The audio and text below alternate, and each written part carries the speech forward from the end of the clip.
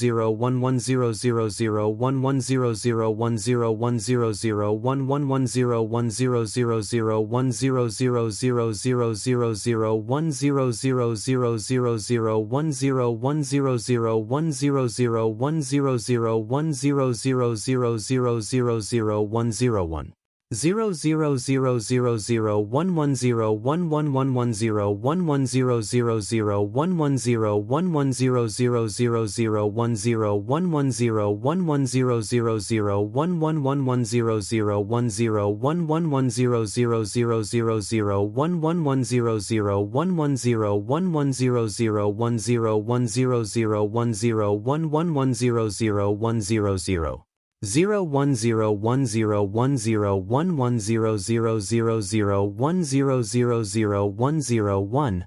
Activate file. AI Apocalypse. For a moment nothing seemed to happen before I felt a consciousness awaken. AI Apocalypse successfully activated. What is the issue? A young boy's voice spoke from my mouth. Villains have taken command of the tower using David Shield's passcodes to gain access to the restricted areas. Complete a diagnostic and regain control. Only allow Melissa Shield or my own biometric data to reactivate main control panel and lock down all other forms of security inputs until that requirement has been met. Capture and/or eliminate all hostiles. Release ground floor restraints. Understood. I release the power line and return the panel without any sign of damage. The villains neutralized. I smiled. Who was that? Shield asked, looking angry. My AI. Constructed and implanted purely to stop villains from taking and keeping control of Island's main systems. And how long has it been there? Since the day before Island became fully operational. You weren't alive then, my horseman snort. I know, but I did send my consciousness back into time just long enough to implant the AI just now. Issue is that said ability has major issues. I can't use it again because I felt my mind losing contact with my body. I shrugged to help sell the lie. Astral projection is simple, temporarily displacing my astral form. Very dangerous and not something I usually risk. She looked doubtfully at me. Why not just upload it tonight? Too late. Your security is top-notch and my AI had to be uploaded before the system first became fully operational. Else it would have been seen as malware. I shrug. His name's Ark, as in Noah's Arkansas. And he's going to be listening in from now on, so ask, and he should assist. Secondary programs and all. Her eye twitched. So you added and fully functioning AI that hasn't activated on its own tonight. Why? Time loop wouldn't have activated till I uploaded him. Oh, and they're using your father's codes to control the tower. I've locked his codes from the system and only one of our biometric scans will reactivate it. Meaning? She fishes. Meaning right now only Ark will be able to mess with the security protocols. Speaking of Ark, have the villains been detained? I asked the air. They have. The leader has a strength enhancer quirk with the side effect of increasing his metabolism for the heat and a metal manipulation quirk. I saw my horseman immediately realize the implications. Engage protocol AFO on the leader, initiating. Target cuffed and awaiting level 3 transportation to Tartarus. Thank you, Ark. I'm sorry, did you completely neutralize the villains by sending your soul back in time? Gyra asked. I turned to her. Yep. Not going to do it again, almost lost myself when I did so. I've reached the singularity point, so don't ask about why I have such random abilities, but why the hell haven't you shown them? She demanded. To keep the villains guessing.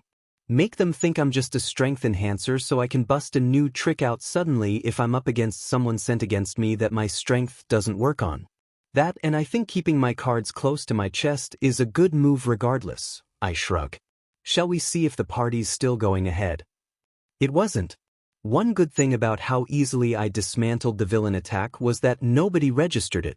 And my classmates who did see it just sort of filed it under Izuku Midoriya's baffling abilities to ignore. But after the trip we went off to the summer training camp. During it I gave the horsemen a single goal. Defeat me in combat. Obviously they never got close, but I did go from 2 or 3 quirks up to a good 10 after 2 weeks. If they worked together. Then came the League of Villains. I was not expecting them to have found us so soon, honestly. But as I stand on the cliff and look out at the sea of blue flames, I can't help but feel disappointed. Air manipulation plus 50% one for all. I say simply and wave my hand, using the gesture to remove the oxygen from the flames. They go out and I release the quirks. I sense a presence behind me and send out telepathic thought to the horsemen. I am allowing them to capture me now. You know what to do, horseman. Everything vanished in the blink of an eye. Just as soon as it vanished, it reappeared to reveal I was in some kind of bar. Before I could react, I was forced into a chair and had quirk erasing cuffs put on my wrists, cuffs I easily manipulate like when the Madam President of the Hero Commission's guys tried to put a pair on me. So, you're the little hero that's caused all the fuss. My eyes lock on the blue screen with red text on it. I was expecting someone who's kicked up this much fuss to have been more challenging to retrieve, audio only, and you must be 0. I was expecting someone who was a bit more intimidating. My counter set off Shigaraki, who disintegrated the glass he was holding. 0. All for one mused. That is a new 1/9. What can I say? You are the reason my quirk exists after all. Zero fits the creator of your most vexingly elusive target, does it not? I grin. 0 wins, 0 beaches, 0 eyes, and 0 hair. As well as 0 chances of going about without medical equipment, but then again you aren't all that unique in that aspect. Silence. Ah, did I hurt your feelings, Zero? I am dreadfully sorry, but I just don't give a DMN if I did. That's enough. How dare you insult Sensei? Shigaraki launched from his seat and tried to grab my face. I retaliate by kicking his arm wide before unleashing a powerful blow to the face. The nasty crunch audible to everyone in the room as he flew back in a long, slow arc, landing head first in the bin. Yeah, that's gotta be at least a 3-point shot, right? I asked the walking burn scar. I'd say yeah, I mean, broken. Nose into a launch to the bin. At least he grinned. Enough. Tamura, get up. You had an offer for Mr. Apocalypse. All for one set everything back on track, sounding derisive at my voice. I decide to SHT up, intrigued. Feeling myself warp, I ready myself. I reappear in a ruined building, a lady, best jeanist, gang orca, and the wild pussycats on the ground. They'd been hit by a powerful blast. But their clothes. Best jeanist, you son of a beach, you managed to pull them away, didn't you? I turn around to see him. All for one. Dressed in a black and white business suit, tie and all. But his head was covered by a black skull-like mask attached to a respiratory machine around his neck. Lastly, I heard a news helicopter above. There you are, ninth. I can hear his grin. Yes, I can feel one for all's presence within your form. I just look at him with a blank face, bored. Is that all? I query, using my pinky to clean out my ear as I refer to his bloodlust. Not much bloodlust. Let's get this show on the road. My eyes turn white as I use ping. Searching for the horsemen. They're just behind different walls. Horsemen. I give to you all for one. Each leapt from their hiding spot and landed around me. What'll you do now, Zero? The League can't take a single one of my horsemen. My clothes begin to shift and reshape, changing from regular clothes into my apocalypse armor. He snarled and black sludge formed all over, bringing onto the field a few dozen Nomu. Handle them. The field was suddenly enveloped in ice, and the Nomu were statues. Metal blades shot from War's wings and shattered them all at once. Next, I yawned. A glance showed All Might had landed. Just from a glance I could tell his time was running out. You can't win this fight, leave it to us, War spoke, shocking All Might. Young Midoriya, what on earth were you thinking bringing them into this? He boomed. You had your circle. I've made mine. I shake my head and wave my hand at him. Warp field plus tag. His eyes widened in horror as I spoke that specific sentence. Just the warp field bits, the purple field formed around him, targeting him thanks to the tag I'd put on him back before the sports festival. He vanished, sent back to UA and too far for him to interfere. I turned back to All for one. Have multiple quirks. Like me? He looked at me in shock. Are you perhaps a child I've sired? Not like you. I do not steal the quirk from the other person. But we are related, I suppose. Though no DNA test would ever prove it. I possess another's body. They are sent painlessly into the afterlife. I gain their body, quirk, and memories. I begin to walk around, my eyes entirely focused on him. You 5, handle the League. Kill any Nomu that arrive. My uncle is mine. This shouldn't take long. I reach out and lift a chunk of rubble. It turned to dust before reforming into metal spikes that launch towards the man. He shielded with a chunk of melting ice, twisting it as the spikes penetrated to send them off course. I'd already moved to my next attack, sending a powerful wave of telekinetic force that ripped up the round and sent debris towards him. A powerful gale shot the rubble away, revealing him with a massively grotesque arm. The arm he'd used to blow the rubble away. He leapt from his position at a high speed, punching towards me. I didn't evade. Shock redistribution plus 100% one for all, I intone, and his first lands on me. I swing at him. Impact recoil. He spat. My fist froze in the air as the shock was sent back up my arm and I reverse it to his fist, which was still on my chest, sending him backwards. Power bestowal. I speak, causing him to pause even as he looked at me. Plunder. No longer must I be forced to move bodies to take their powers. Now I may possess and plunder everything of my target. I grin and lock eyes with him, my own turning a yellowish gold. My body collapses, but by then I was already in all for one's mind. Within I saw hundreds of quirks, mostly physical enhancers or sensory alteration abilities that were used auxiliary. But I saw the beauty of his collection. All for one, and many of his most powerful quirks. I also see myself falling in slow motion.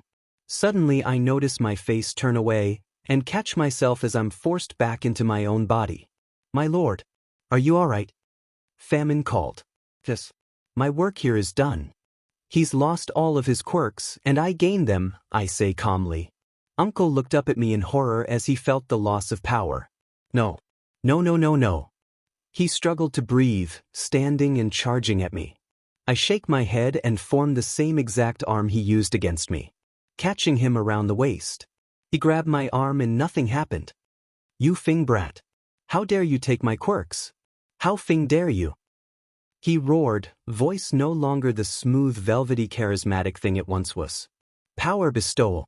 A quirk you tried to take 157 years, 6 months, 12 days, 13 hours, 45 minutes and 10 seconds ago. Allows the user to give anyone of their choosing a single superhuman ability of any type. That doesn't register as a quirk, and can't be inhibited by any quirk nullification methods. The drawback is that the power's drawback isn't decided by the user, and only one ability can ever be given. Taking it away and trying to give another is useless. It'll just be the same ability over and over again. I'm your nephew. Father had the power to give his quirks to others. Mother could astral project. I can project my soul into others. And take my quirks with me. I have been sitting in the shadows for over 200 years. Taking your targets from you. Adding them to my repertoire. Dozens of body hops at a time just to make sure you couldn't become a global threat more than you already were. I am the mortal equivalent of a god. With your very own quirks in my possession. You don't know how hard it was not to simply give myself plunder when I first got the quirk and take you down. But by then I'd learned of Father's quirk and chose to allow the users to try their hand at stopping you first. But none of that matters anymore, I suppose. So goodbye, Uncle. I used telekinesis to rip his atoms apart and watched him turn to dust. I turn around and see my horsemen looking at me. Sorry, my lord. The League were warped away before we could get them, War spoke. Not to worry. With all for one gone, I know of only one person who could have done it. I pull up a warp field and take us to the doctor. Finding him easily as he left his office in the hospital. Looking terrified. Hello, Dr. Ujiko. Long time no see, I grin. He tried to back away. Come now, doctor. We both know that's not my BRH name. I'm Izuku Motori, son of Yoichi Shigaraki. I activate plunder and for a few seconds was an old fat man who was filled with adrenaline. 5 seconds later I was gone and back in my own body. There we go. Life force acquired. I see the old man shriveling into a gray old 𝐒𝐮𝐬𝐵-something-year-old thing. Here you go, Famine. This quirk should blend with your own quite nicely. Doubles one's life by having the aging process, the drawback being a loss of mobility via fat. Your quirk should circumvent that. I press my palm to her forehead and pushed the quirk into her, seeing her already gorgeous form fill out even more, and her skin since with radiant youthfulness. Unfortunately, if I were to give the same quirk to the 4 of you, you'd become fat, slow people like he did. And go brain dead people only. Have one quirk for a reason, it takes up most of their mental processing power. I explain as we walked into Ujiko's office, and I blast out the wall, which lead to his lab. Only quirks that work nearly identical, or pair well with one another can be given to someone without any drawbacks. We entered the doctor's laboratory and I use a combination of rivet stab, all for one, one for all and plunder to rapidly absorb all of the quirks from the Nomu in stasis or stored on the walls. Mentally cataloging everything and organizing them based off type, speciality and auxiliary benefits.